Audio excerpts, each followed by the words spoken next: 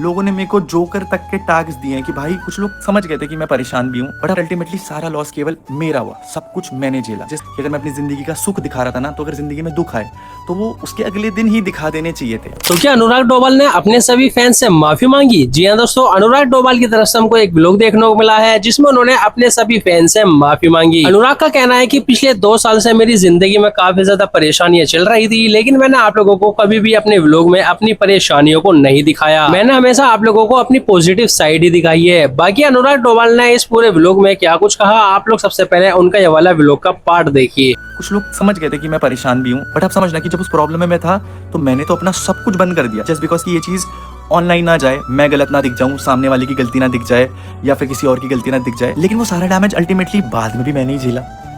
लोग अपनी जिंदगियां जैसे जी रहे थे वो वैसे जी रहे थे, बल्कि वो तो खुशी थे अपनी जिंदगी में, बट अल्टीमेटली सारा लॉस केवल मेरा हुआ, सब कुछ मैंने झेला। जिस कंटेंट को पोस्ट करके मेरा घर चल रहा था, मेरी ब्रेड एंड बटर चल रही थी, मेरी सुपर बाइक्स आई, गाड़ियां आई, घर बनाया, 10 चीजें करी, सब कुछ करा, सबके लिए करा, सबको फाइनेंशियली भी हेल्प आउट करा, उसी प्लेटफॉर्म को छोड़ दिया। अपनी पूरी लाइफ जो मैं जी रहा था ना, उसी को कट डाउन कर दिया। एंड फिर पता मैं कहाँ ज्यादा गलत बनता चला गया, बिकॉज मैंने तो सब कुछ बंद कर दिया एंड बाकी सब लोग अपनी जिंदगी ऑनलाइन नॉर्मली पोस्ट करने लग गए एंड ऐसा प्रिटेंड करा कि भाई हम तो नॉर्मल है, अनुराग ही गलत है इसलिए वो छुप के बैठा है। मैं कभी ना छुप के नहीं बैठा, बस मैं चाहता था कि नेगेटिव साइड कभी इंटरनेट पे ना जाए, बट यही मेरी सबसे बड़ी फॉल्ट है।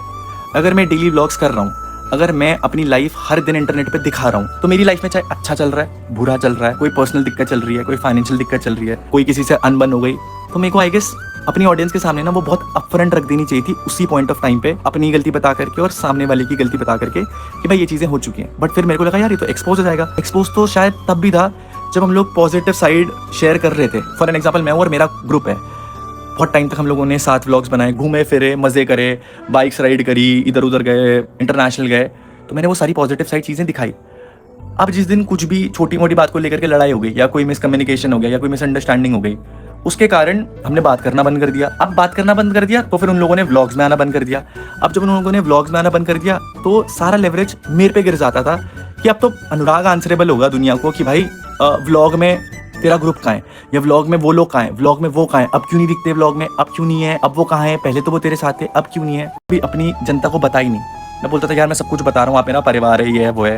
अगर परिवार वो होता है जिससे हम सब कुछ शेयर कर सकते हैं, सब कुछ बता सकते हैं, बट मैंने नहीं बताया। मुझे लगता है वो मेरी सबसे बड़ी गलती थी कि अगर मैं अपनी जिंदगी का सुख दिखा रहा था ना, तो अगर जिंदगी में दुख आए तो वो उसके अगले दिन ही दिखा देने चाहिए थे। ये जो चीजें छुपाई हैं, गलतियां छुपाई हैं लोगों की कि भाई दिक्कत ना हो किसी को या फिर वो रिश्ता खराब ना हो, उसके कारण लोगों ने मेरे ऊपर बहुत लेवरेज खेला है और लिटरली मेरे को ब्लैकमेल तक करा है कि अगर तूने ये नहीं करा तो सोशल मीडिया पे हम ये डाल देंगे, अगर तूने ये करा तो हम सोशल मीडिया पे डाल देंगे, अगर तूने ऑफलाइन कुछ करा तो हम लोग इंटरनेट पे आकर के तेरे बारे में ये बोल देंगे। एंड मैंने उस सिचुएशन में अपने आप को भी प्रोटेक्ट करा और उन लोगों को भी प्रोटेक्ट करा। मैंने कंटेंट से एंजॉय कर रहे हैं, क्योंकि मैंने अपने करियर में जो कमाया केवल व्लॉगिंग के थ्रू ही कमाया, ब्रांड डील्स के थ्रू ही कमाया। जितना भी पैसा आया, ट्रैवलिंग, ये वो, गाड़ियां, बाइक, 4 व्हीलर 2 व्हीलर, इवन मेरी शादी तक में 1 करोड़ के आसपास खर्च हुआ है। ऑनेस्टली स्पीकिंग, एवरी मनी, मेरे को कोई दादाजी की जमीन नहीं मिली खैरात में, या फिर मेरा फैमिली बैकग्राउंड बहुत रिच था।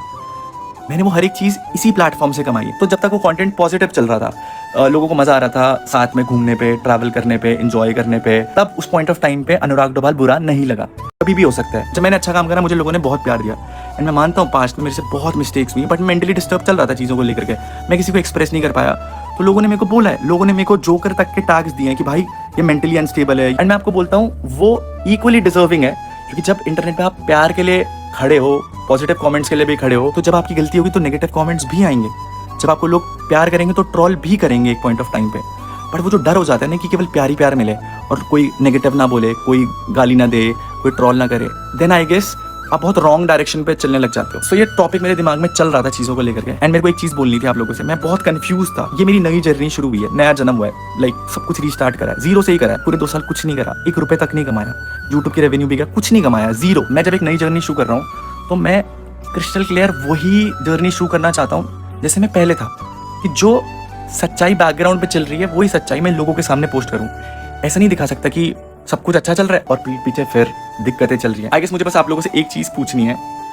मैं अगर आज अपनी डेट में हर एक चीज़ ऑनलाइन बता रहा हूँ, हर एक दिन के हिसाब से कि आज अच्छा चल रहा है, बुरा चल रहा है, आज मैं इमोशनल हूँ, आज मैं इस चीज़ से परेशान हूँ, at the end of the day, तो मेरे हिसाब से वो सबसे ऑनेस्ट तरीका है आपके सामने व्लॉग करने का।